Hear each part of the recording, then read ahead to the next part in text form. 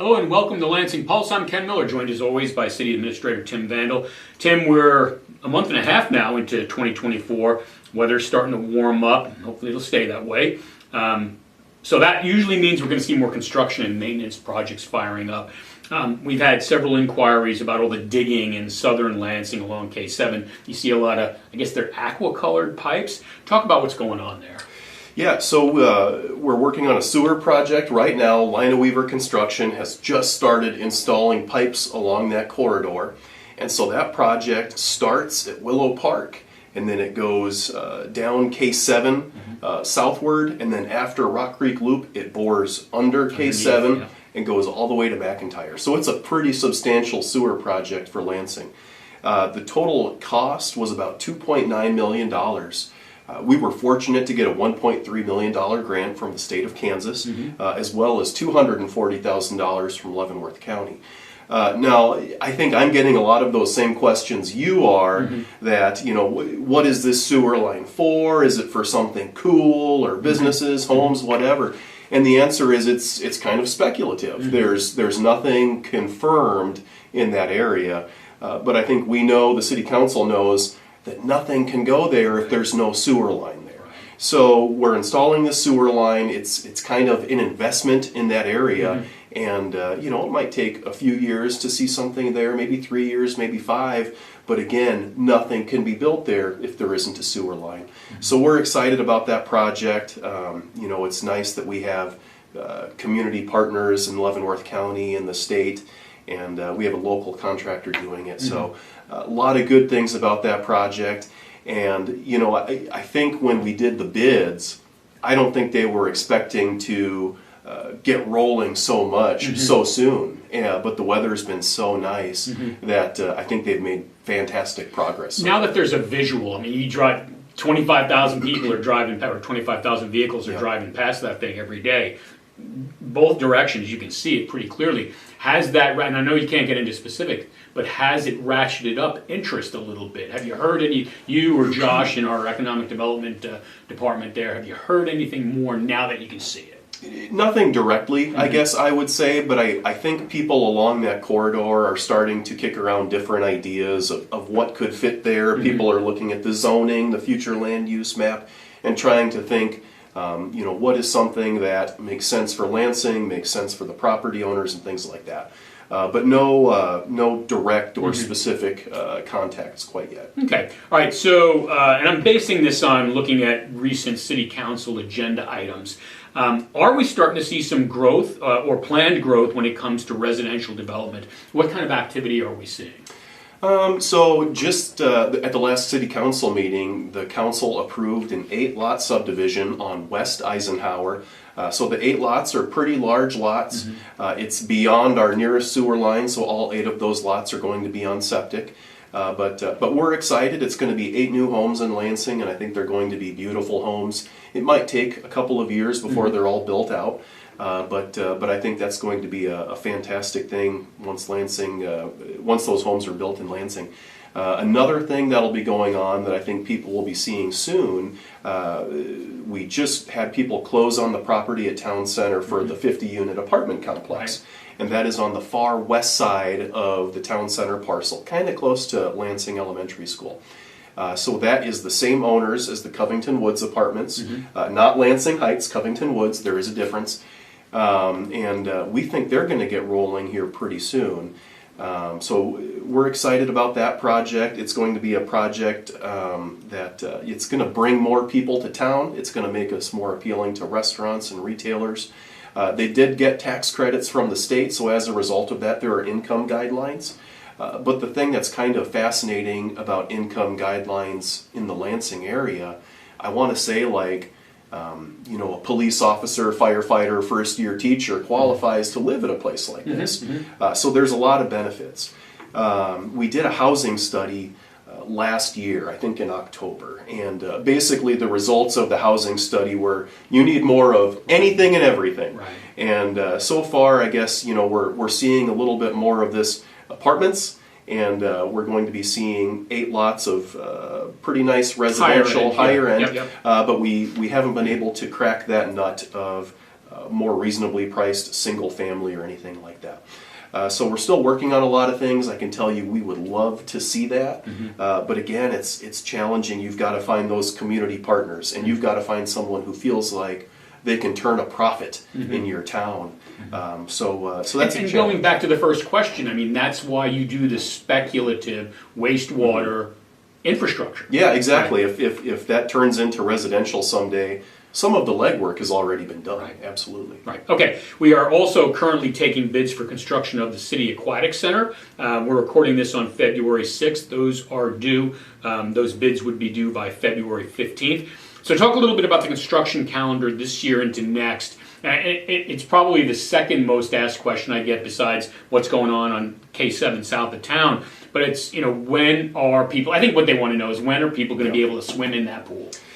So we had our pre-bid meeting last week, and the amount of contractors and subcontractors there was great. It got me excited about it. There was a really good turnout. This project has a lot of interest from local contractors, so that's good. Bids are going to be opened in the next couple of weeks, and then after that, once it's approved by the city council, it's kind of at that contractor's discretion. So I think in the next couple of months, people will probably start seeing land being cleared and things like that. On the topic of questions that are asked frequently, because the area is a very wooded lot right now, one of the questions that I've received a few different times is, is the city going to just tear down all of these trees? And that whole area is about 31 or 32 acres. Our aquatic center is going to be about 6 or 7. So there will be trees taken down, but the vast majority of the trees on that site are going to remain. But I think in the next couple months, people will start seeing some dirt being moved and trees being cleared. And then I think throughout the entire summer, there's going to be a lot of movement on that parcel. And I think the tentative timeline right now is for substantial completion early May of 2025. So that means it'll be open and hopefully available for people to go swimming Memorial Day of 2025. I think that's what the target's been for a little while. Yeah. All right, so in Topeka, there has been much talk about taxation, property taxes. I know here in Leavenworth County, and Commissioner Culbertson has made it, I think, his life's work, or at least it seemed that way, LAVTR. We've heard that phrase. Now, we're recording this on February 6th. You and I are actually going to go to Topeka and talk about a bunch of different issues, taxation being one of them, in the middle of the month. I'm telling you all this because I think we could tell you something on February 6th and it could easily change February 8th. So with that said, you've seen some of the competing proposals. I know you've been asked your opinion. You're following this, and not only from a Lansing standpoint, but basically from a city and county standpoint across Kansas. Everybody's interested in this. Is the tax burden going to be made lighter on state residents? What are you hearing? No matter how that plan takes shape and what the details are, it seems like we're trending in that direction. Yeah, so I watched the Senate Tax Committee, their hearing a couple of weeks ago, and you're right, there was a good representation from Leavenworth County there. Most of the people who testified about that bill were fully in support of reestablishing LAVTR, which is local ad valorem tax reimbursement. So that's funds that were allocated to cities and counties. It stopped in the early 2000s, but it had taken place for decades and decades. And the goal of those allocations from the state to municipalities was to reduce property taxes. When the state, I think, kind of fell on tough times, those funds were kind of retained. And it's been about 20 years since those funds have been allocated. And it was interesting, that was one of the things that came up in the committee hearing was it's been so long since these funds were allocated to cities and counties that there's really not a lot of institutional knowledge left from how it went. So that was kind of fascinating to hear. There were some people that spoke out against the proposal, and so that was kind of interesting to hear their perspective. I think some of their perspectives were, the flip side is, the state doesn't want to allocate this funds for local governments and then have local governments use it for lawnmowers, cop cars, whatever. I think some of those state legislators and people who spoke against it really wanted that money to go toward property tax reduction. I know Leavenworth County passed a resolution Right. that said if they received this and reestablish LAVTR, they would use all of it for property tax reduction. Right. But it seemed like there were cities 20 years ago that maybe used it for, like I said, curb, gutter, lawnmowers, whatever, and that seemed to rub some folks the wrong way. One of the things that was fascinating, and I don't know if you would consider this a compromise or a differing idea, but one of the things that was bandied about during that committee meeting was right now the state has a 1.5 mil for education.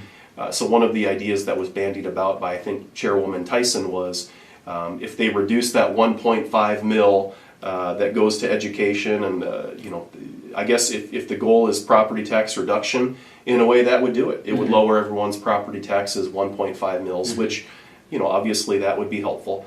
I think most local governments prefer reestablishment of LAVTR. Right. But if the state is able to reduce the mill levy 1.5 mils, that's reasonable as well. The other thing that I've been reading about too, and this might be the type of thing that we need to talk to our legislators about, at the local government level, I don't hear about income taxes or frustrations with income taxes or anything like that. The vast majority of what I hear is about property taxes. Right. And it seems like there is this huge push to kind of revamp income taxes. And, maybe legislators hear about that a lot, and I'm not, privy to that. But, the vast majority of what I hear and what our council hears is property taxes. Right, sure. And it seems like there's this huge emphasis on shifting around income taxes a little bit. So that'll be kind of interesting to see how that shakes out, and if the Senate has the votes to override the governor's veto, all of this stuff. I think there's that old saying that crafting legislation is like making sausage, and I think we're going to see that in the next few weeks. How these bills progress, what compromises are made, and who can live with the compromises, those types of things. But it will be fascinating, and I'm excited to go to Topeka in a couple of weeks to check in on our representatives. Yeah. So on a slightly more upbeat note, I know our youth sports programs are seeing more participants. Jason Crum, our Parks and Recreation Director, kind of did a little briefing a couple of council meetings ago talking about an increase in the number of kids in the youth sports programs. So you've got those good numbers. You've got obviously the new ball fields at Bernard Park, which opened a little less than a year ago. You got the pool coming online soon. So it seems like there are programs, our programs are growing. That's good, but it also presents challenges, and you're well aware of that from a budgetary standpoint. It's great for kids that these numbers are going up, great for parents, great for the community, because everyone loves those community events. But I think some of the things that people forget about, we have a finite number of gym space. We have a finite amount of ball fields. Right. So when these numbers go up, scheduling practices and games gets a little bit more challenging, and especially when it comes to basketball too. We only have one court that's owned by the city. Right. So we really rely on our friends and partners at USD 469 to let us practice at the intermediate school and the middle school. Without them, most teams wouldn't be able to practice more than once a week. So we're appreciative to them for that. So in a way, that's kind of a byproduct of seeing those numbers really jump up quite a bit. The other thing that maybe makes it a little bit more of a challenge, having so many more people sign up, that means you also have to get more volunteer coaches. And every single coach who signs up, we do our due diligence, we do background checks on them. We have to. Right. So that's one of those things, that maybe slows down the process a little bit, but that's a little bit more cost for the city, but also it's just challenging finding volunteer coaches. Right. It takes up a lot of time sometimes. So that's kind of a challenge. Once you get to the older age levels too, that also means you have to find more umpires and referees, and that's getting even more challenging. Right. So even though we have this, it's a wonderful problem to have, to see so many more kids signing up and participating. There are challenges that come with it in regards to facilities and volunteers and refs, but we're excited about it. You think back about where we were 10 years ago. We've made a lot of improvements out at the activity center the last 10 years. We obviously made those improvements to Bernard Park. Right. We have an aquatic center coming online. So our parks and recreation programs have just really improved significantly in the last 10 years, and we're so excited about that. All right, I've been speaking with Lansing City Administrator Tim Vandall. For Lansing Pulse, I'm Ken Miller.